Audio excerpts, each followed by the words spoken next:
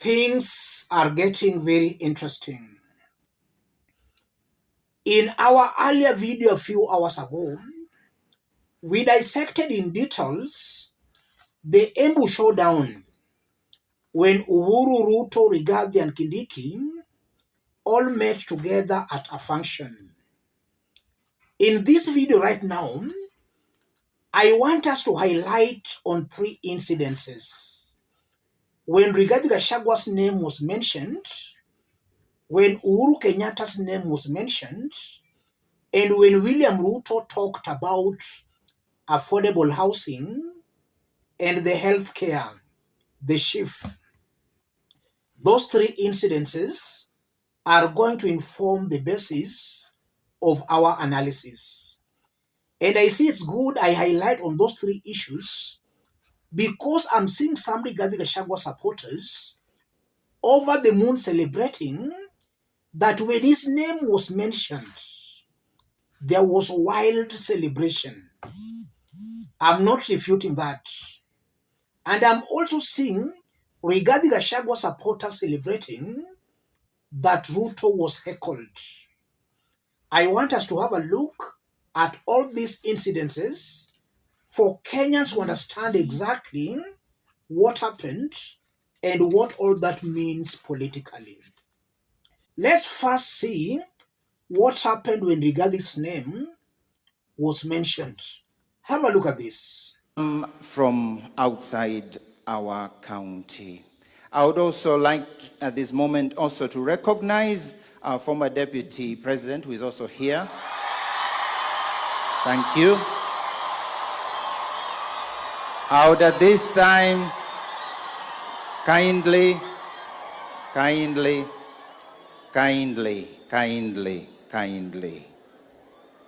That's indeed a wild celebration. Rigathi was widely cheered when his name was mentioned. It's unfortunate that he was not given the chance to address his supporters. Let's now see what happened when Uhuru Kenyatta's name was also mentioned. Have a look at this. Our dear guests here present, including our 4th President Uhuru Kenyatta,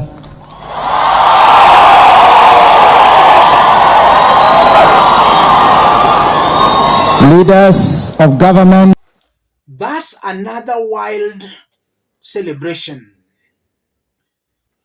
So Rigathi and Uhuru Kenyatta were equally cheered. The people were happy when their names were mentioned. And that speaks volumes. I'll explain what it means here. When William Ruto spoke about affordable housing and shift, this is how the people reacted. Have a look at this. My friend, the 4th President, uliniwachia ile kazi ya affordable housing. Mimi sasa nasukumana na hiyo affordable housing. Hata hapa EMBU tayari iko 80% ambayo tumefanya. Tunajenga nyumba 1160 tayari imetolea sehemu tofauti katika taifa letu la Kenya.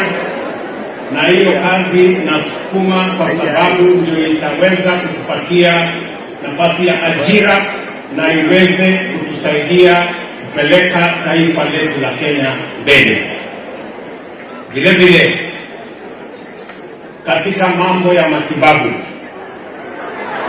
jana tunazungumza mambo ya matibabu ya universal health coverage. Hata mimi nikitoka hapa saa hizi, mimi nitapitia kwa hospitali. Ruto there is clearly being heckled. But ironically, as others were heckling William Ruto, some were also praising him. Listen to this. Lakini mimi nataka niwahakikishie Wakenya na niwahakikishie wa maaskofu wetu, vile wametusahihisha kwamba kuna makosa hapa na pale, hiyo makosa tutarekebisha kwa sababu universal health coverage is a must-do, because indeed it will make the difference and make sure no citizen is left behind.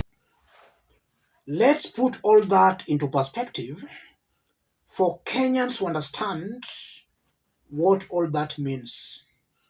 If you are watching us but you have not yet subscribed, subscribe, give the video a like. Let's proceed. So Rigathi and Uhuru were cheered widely. That only means that the ground still sees the two leaders as their political kingpins. That informed the wild cheer.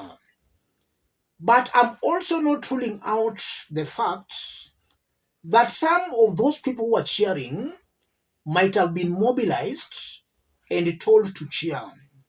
We understand very well how Rigathi Gachagua plays his politics. For Uhuru Kenyatta, I don't think Uhuru Kenyatta could have had that time to mobilize to be cheered. But looking at Rigathi Gachagua, with the kind of leaders who accompanied him, the likes of Wamuchomba, Kiambu Senator, I'm not ruling out the fact that they might have mobilized those who cheered Rigathi Gachagua. Though I'm not saying that's what happened, but it's a possibility. And then if you look at the heckling of William Samoei Ruto, Ruto was saying, ile kazi Uhuru alimwachia ya affordable housing. I strongly believe that Uhuru Kenyatta supporters who did attend that event felt William Ruto was trying to use Uhuru Kenyatta to play politics, in that William Ruto was saying, ile kazi uliniachia. Kenyans are against the affordable housing thing. So William Ruto wanted it to appear as if it was Uhuru Kenyatta who initiated that whole process. That's what William Ruto wanted to achieve. But now the people there on the ground were heckling to disapprove him, because when Uhuru Kenyatta was doing the affordable housing, Kenyans were not being taxed for that. When William Ruto took it over, we are seeing Kenyans being taxed.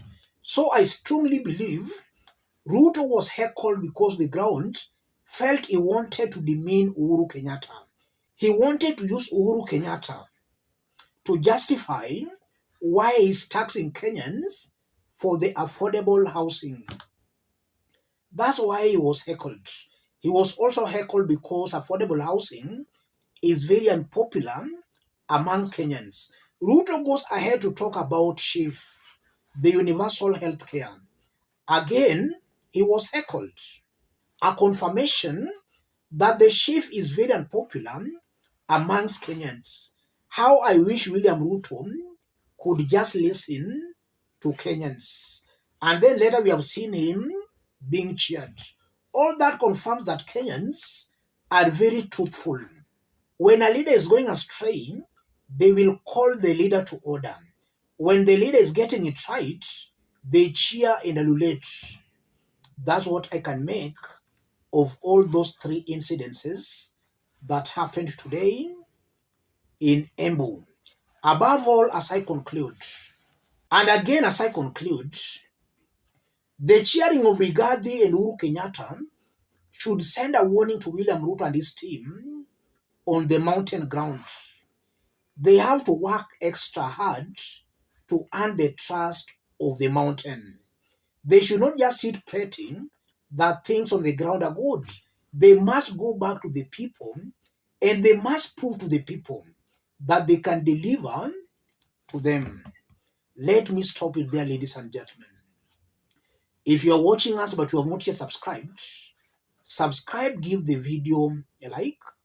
Any person watching us outside Kenya, drop a comment, let us know from which part of the globe you are watching us from. If possible, subscribe, give the video a like. Thank you. God bless you. God bless Kenya.